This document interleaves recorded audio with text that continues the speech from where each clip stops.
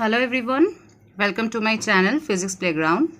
Today I will discuss the second part of work per energy, that is power.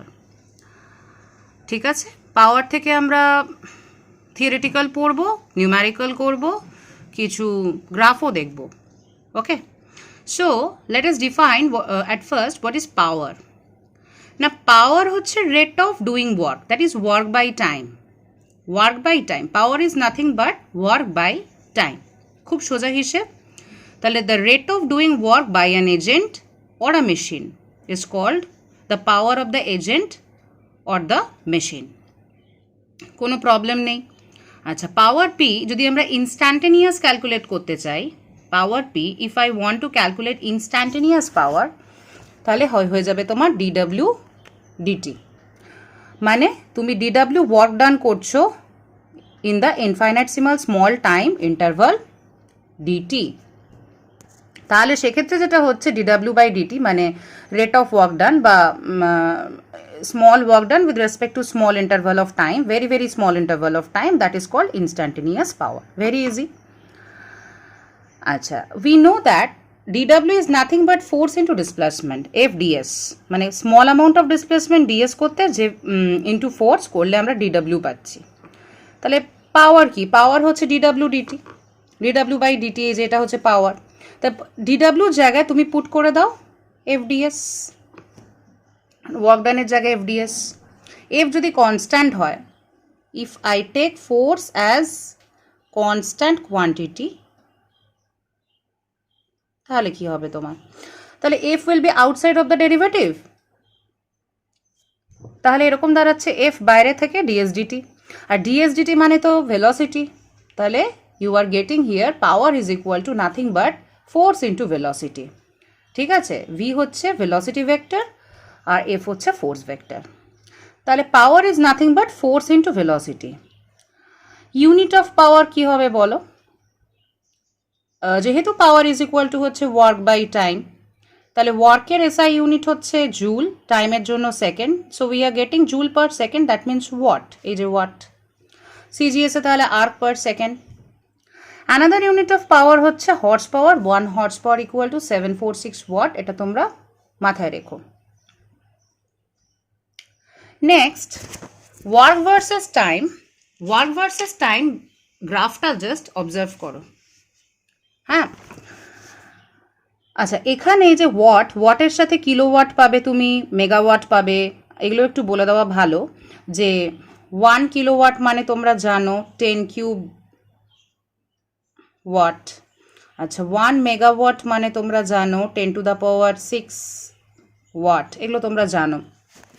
R 1 watt মানে হচ্ছে 1 joule per 1 second, আর 1 joule মানে তো তোমরা জানো 10 to the power 7 erg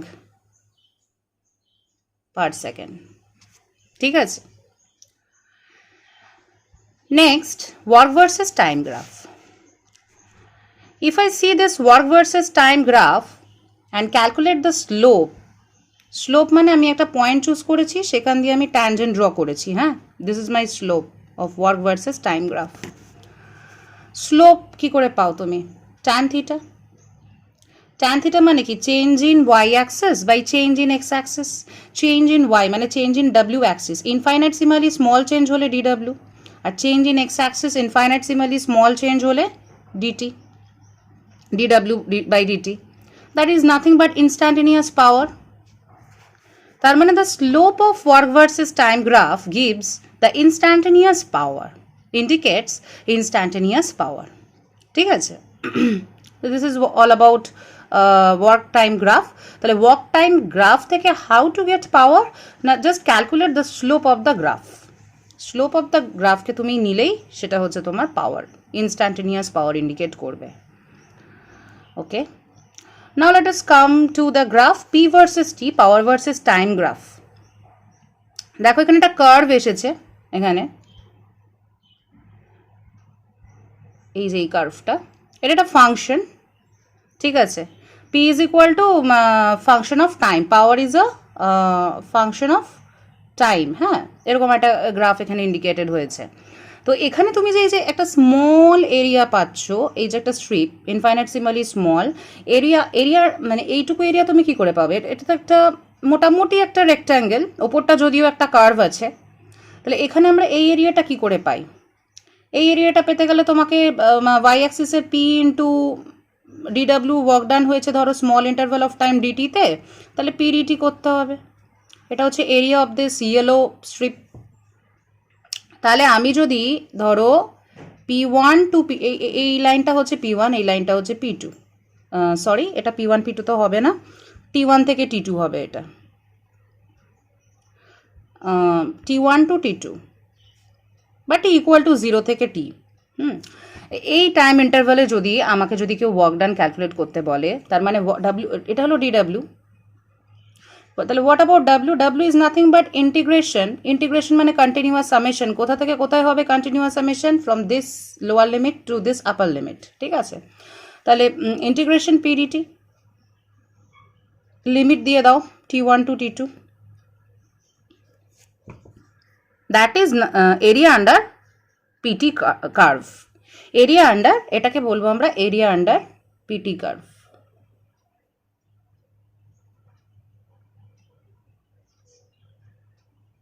P versus T graph.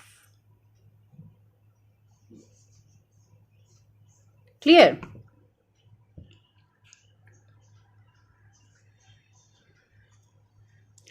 Next, আমরা একটা অঙ্ক করব। A car is running along a straight track by an engine working at a constant power. Powerটা constant. How will the distance traversed depend on time? মানে আমাকে s এর সাথে t এর একটা রিলেশন ফাইন্ড আউট করতে বলছে। Distance s, time t, s এর সাথে টাইমের একটা রিলেশন ফাইন্ড আউট করতে দিয়েছে। Reduce the relation. ডিস্টেন্স আর টাইমের মধ্যে কিরকম রিলেশন আছে? তাহলে দেখো, উই নো দ্যাট, কোয়েশ্চেনটা দেখে নেবে একবার। পাওয়ারটা কনস্ট্যান্ট আছে, ডিস্টেন্স ভার্সেস টাইম, ডিস্টেন্স আর টাইমের মধ্যে রিলেশন চেয়েছে।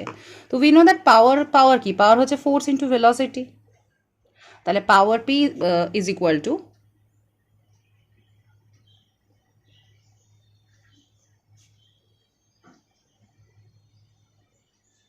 Force into velocity. Power p is equal to তুমি পাচ্ছ ফোর্স ইন্টু ভেলোসিটি, রাইট? তার মানে p is equal to f v. F is equal to mass into acceleration. আমাকে তো ডিস্টেন্সে যেতে হবে, এটা আমার যেন মাথায় থাকে। ভিটা ভি এর জায়গায় ছেড়ে দিলাম। তার মানে mass into acceleration into velocity equal to p, or mass into অ্যাক্সেলারেশনের জায়গায় লিখছি dv dt into v is equal to, আচ্ছা এমটা আমি এদিকে পাঠিয়ে দিই, পি বাই এম হয়ে যাবে, P by M, or VdV is equal to P by M, power constant, মাসও কনস্ট্যান্ট, খেয়াল থাকে জানো, ডিটি। ঠিক, বোথ সাইড ইন্টিগ্রেট করো, or integrating both side, VdV is equal to P by M constant, so it will be outside of integration, or VdV এর formula কি? Integration x to the power n dx থাকলে তুমি কি জানো? x to the power n plus 1 by n plus 1 plus c আসে। এখানে x to the power n এর জায়গায় এখানে কি দিয়েছে? এখানে দিয়েছে তোমার VdV মানে v to the power 1 into D V. তাহলে তোমার কি হয়ে যাবে? এখানটা হয়ে যাবে v to the power 1 plus 1 by 1 plus 1, v to the power 1 plus 1 by 1 plus 1 মানে v square by 2। তাহলে এখানে আমরা পাচ্ছি v square by 2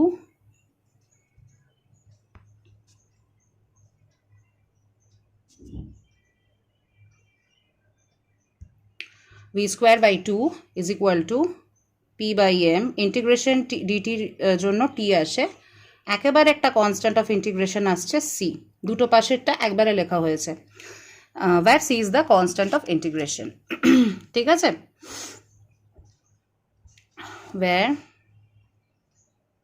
এটা তোমরা লিখে নিও, অবশ্যই লিখতে হবে where c is the constant of integration। আমি আর লিখলাম না। এবার আমি বাউন্ডারি কন্ডিশন পুট করব। when t is equal to 0, t time যখন 0 তখন ভেলোসিটি 0। তাহলে ওই যে আমার একটা ইকুয়েশন বেরিয়েছিল না, v²/2 আগের লাইনটা is equal two p/m t plus c, এখানে বসিয়ে দাও। t এর জায়গায় 0 বসাও, v এর জায়গায় 0 বসাও, তাহলে তুমি দেখবে এখান থেকে পাচ্ছ তুমি c ইজ ইকুয়াল টু 0 পাচ্ছ তো। তাহলে আমার এই ইকুয়েশনটা হয়ে গেল v²/2 is equal two p/m, c এর জায়গা তো 0, জাস্ট p/m ইন্টু টি। তাহলে এখান দিয়ে তোমার v কত, হ্যাঁ v কত, v হয়ে যাবে 2p/m t। এবার v স্কোয়ারটা এটা, তাহলে v হবে root over 2p/m into t to the power half. এবার আমার v মানে কি, v মানে হলো ds dt। আমাকে তো আলটিমেটলি এসে আসতে হবে, এস এর সাথে টি এর রিলেশন দেখতে হবে। তাহলে v এর জায়গায় বসাচ্ছি ds dt, ds/dt। তাহলে ds/dt ইজ ইকুয়াল টু, তাহলে আমার হয়ে গেল root over 2p/m into T to the power half. এটা হলো আমার ds dt। তাহলে আমার ds কত, তাহলে ds ইকুয়াল টু হয়ে যাবে রুট ওভার, এটা তো পুরো কনস্ট্যান্ট যাচ্ছে, 2p/m T to the power half dt। এখন তুমি ইন্টিগ্রেট করো, integration ds is equal to integration root over 2p/m। আচ্ছা 2p/m is a constant, তাহলে it will be outside of integration, একবারে আউটসাইড রেখে দিই। root over 2p/m integral t to the power half dt। ঠিক, তাহলে তুমি integral ds এর জন্য পাচ্ছ s is equal to root over 2p/m থাকলো, আর t to the power half মানে x to the power n এর ফর্মুলা, মানে t to the power half plus 1 মানে 3/2, বাই নিচে আবার হাফ প্লাস 1 মানে 3/2। আরেকটা কনস্ট্যান্ট অফ ইন্টিগ্রেশন আসবে c ড্যাশ। তাহলে তোমার এখান থেকে যেটা হলো s equal to 2/3 root over 2p/m t to the power 3/2 plus c dash। c dash হচ্ছে another constant of integration। এখানে যখন t is equal to time যখন 0 তখন s ও মানে ডিস্টেন্স বা ডিসপ্লেসমেন্ট যাই বলো সেটাও 0। এটাকে বসিয়ে আমাদের c dash এর ভ্যালুটা কি আছে চলো আমরা সেটা দেখে নিই। তাহলে when t equal to 0 s is also 0, তাহলে আমার যেটা ছিল s equal to ছিল 2/3 root over 2p/m t to the power 3/2 plus c dash। ঠিক, তাহলে এখানে আমি s এর জায়গায় 0 বসাবো, t এর জায়গায় 0 বসাবো, তাহলে এখান থেকে আমি c dash কত পাবো, c dash আমি 0 পাবো। তার মানে আমার s এর ইয়েটা কি হয়ে গেল, রিলেশনটা ফাইনালি আমি কি পেলাম, 2/3 root over 2p/m into t to the power 3/2, c dash তো 0। তার মানে আমি এখান থেকে যে রিলেশনটা ডিডিউস করতে পারলাম that is s is directly proportional to t to the power 3/2, কারণ এই পার্টটা হচ্ছে কনস্ট্যান্ট পার্ট। ডান, তাহলে এটাই তোমার রিকোয়ার্ড রিলেশন। বোঝা গেছে? চলো তাহলে এই যে সলভটা করেছি এটা একটা শর্ট স্ক্রিনশট নিয়ে নেবে তোমরা।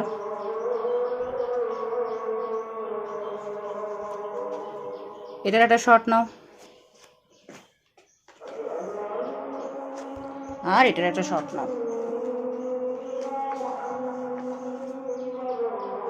বেশ, নেক্সট প্রবলেমে যাই।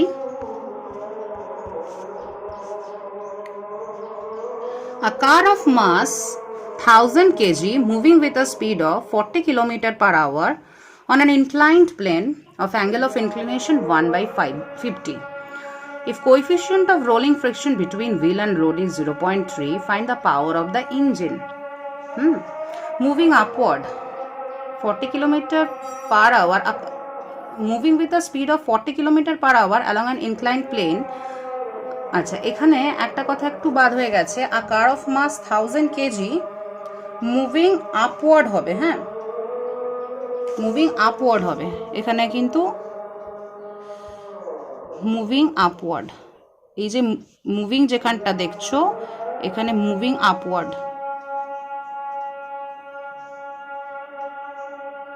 এটা মিস হয়ে গেছে কোয়েশ্চেন থেকে। Moving upward with a speed of 40 kilometre per hour along an incline plane. তাহলে ছবিটা হচ্ছে এরকম যে এরকম একটা ইনক্লাইন প্লেন আছে, অ্যাঙ্গেল অফ ইনক্লিনেশন থিটা, এখানে একটা কার আছে,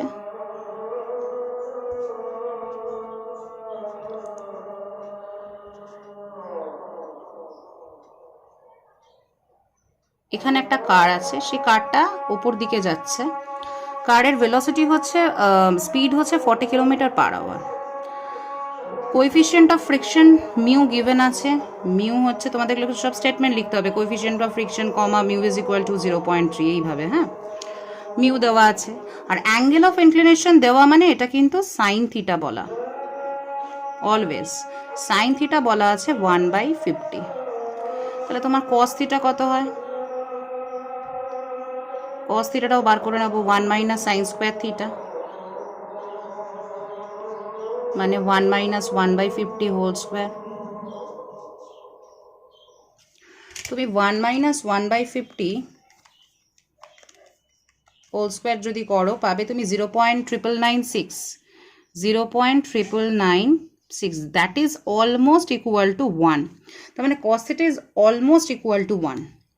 হ্যাঁ, আর দেওয়া আছে ভি, ভি দেওয়া আছে 40 কিলোমিটার পার আওয়ার। তোমার কাছে জানতে চেয়েছে কি জানতে চেয়েছে, find the power of the engine. তোমার কাছে কোয়েশ্চেন করেছে what is p, p equal to question mark, power of the engine. তাহলে car is moving upward with a speed of 40 kilometre per hour, তাহলে ঠিক উল্টো দিকে কাজ করছে তোমার ফ্রিকশন ফোর্স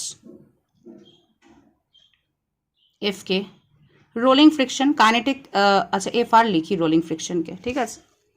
ওয়েট কাজ করছে এমজি, দুটো কম্পোনেন্টে ভাঙছে, এটা থিটা হবে, দ্যাট ইজ এটা এমজি কস থিটা, আর এদিকেই কাজ করছে তোমার এমজি সাইন থিটা, আর এখানে একটা নর্মাল রিয়াকশন আছে এন, ঠিক, আর এদিকেও মুভমেন্ট দিচ্ছে। তাহলে এই যে ফোর্স, মানে এই যে আপওয়ার্ড ফোর্স আর কি, মানে সে আপওয়ার্ড ফোর্সটা তাহলে আমাকে এখন বার করতে হবে, upward force by the car, এটা আমাকে মেনলি বার করতে হবে।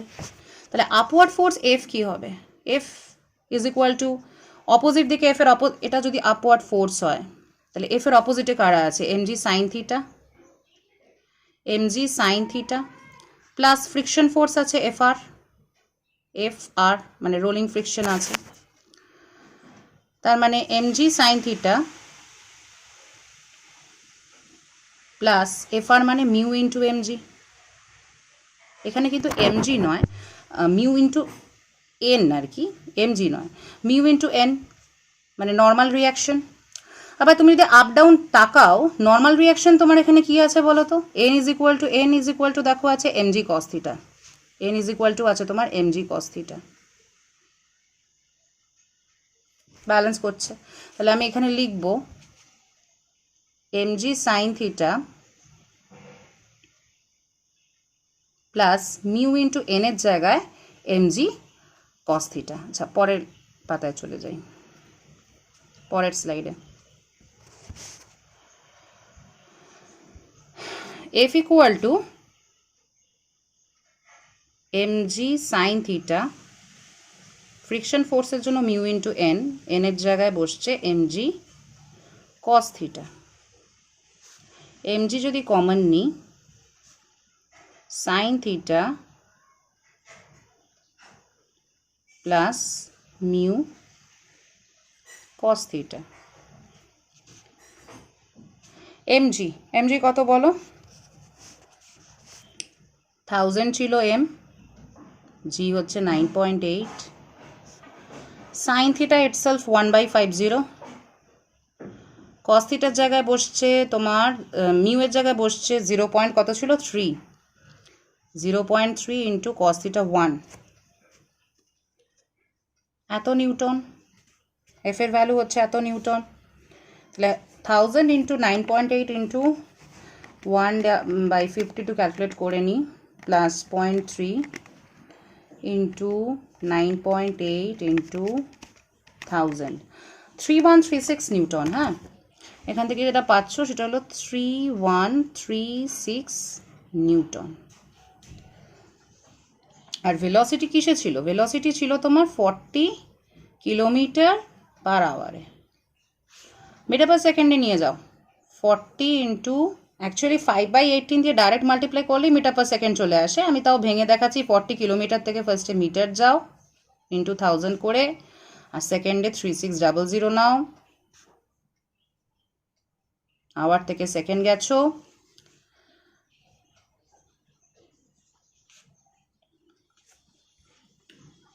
Hundred by 9 meter per second. Then power is equal to power of the engine. আমি জাস্ট পি লিখছি, তোমরা লিখবে, পাওয়ার পরিষ্কার লিখবে, power of the engine is equal to force into velocity. ফোর্সে তুমি পেয়েছো 3136 নিউটন ইন্টু ভেলোসিটি 100/9, ওয়াটে আসবে তোমার আনসার। তাহলে 3136 ইন্টু 100 ডিভিশন 9, 34844.4444 এভাবে যেতে থাকছে। আমি একটু ইএনজি প্রেস করে নিই। 3.48 ইন্টু 10 টু দ্য পাওয়ার 4,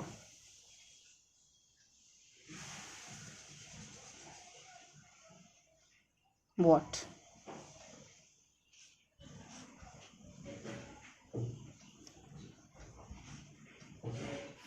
বোঝা গেল? তাহলে এটা শর্ট নিয়ে নাও, স্ক্রিনশট।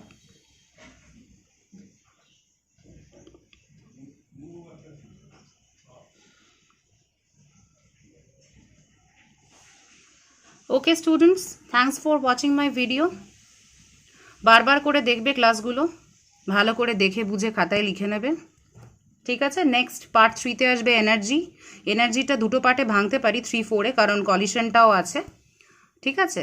তো নেক্সট ডে মোটামুটি অ্যাপ্রক্সিমেটলি এই টাইমেই নেক্সট ভিডিও আপলোড হবে।